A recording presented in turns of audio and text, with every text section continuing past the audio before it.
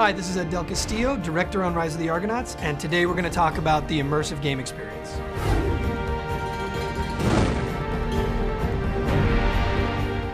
When we approached the game, we said to ourselves, okay, what can Liquid Entertainment do for role-playing games that hasn't been done already? And the most significant thing that we came up with was get rid of all the menus. Get rid of all the ROLL playing and replace that with ROLE playing. If you look at most RPGs today, you spend over 50% of your time in menus. You're playing the menu game. One of our goals from the outset of Rise of the Argonauts is we really wanted to immerse the player within the world of mythological Greece. And we're doing this by getting rid of the heads-up display and minimizing interface as much as possible. We understand that a lot of people that are familiar with action games, that are familiar with RPGs, rely upon their HUD. We do have the option in the game for the player to go through and turn on a HUD element, but the HUD is going to be off by default. You don't need to have a health bar in combat because you can see Jason taking damage on his person as you're going through. As Jason becomes wounded, you'll see cuts and nicks and everything else appear on his body.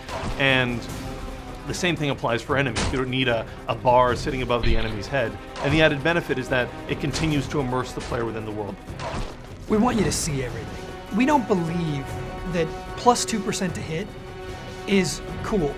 We don't believe that plus 3 to damage is apparent to the player. We're trying to show you, every time you buy an upgrade, every time you get a piece of equipment, we want to show it on you. We want to show you what you're carrying all the time. We don't want you to have all of your weapons hidden and from out of nowhere pull out a spear. When you upgrade the mace, it's going to start stunning people. Stun is something you can see in the world. You upgrade it again, you're going to start knocking them down. You upgrade it again, you're going to knock them back, which gets them out of your way. So all of these upgrades are visual.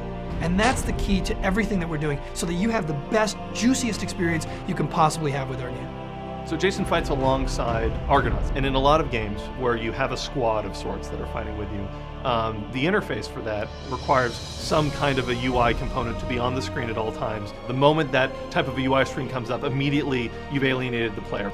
So what we've done instead is we want to give the player the feeling of you're fighting alongside these guys. So all of the Argonauts have behaviors that encourage Jason, that encourage the player to go through and coordinate with them in a seamless way. You don't need to go through and open up a crazy menu system and say, Hercules, move to this location, perform this action. Herc's going to take care of all that for you. It's just a matter of you going through, seeing the opportunity, and then going through and executing upon it. I'm Charlie Price, lead designer at Liquid Entertainment, talking about the immersive experience that is Rise of the Argonauts. Be sure to check it out, fall 2008, Xbox 360, PS3, and PC.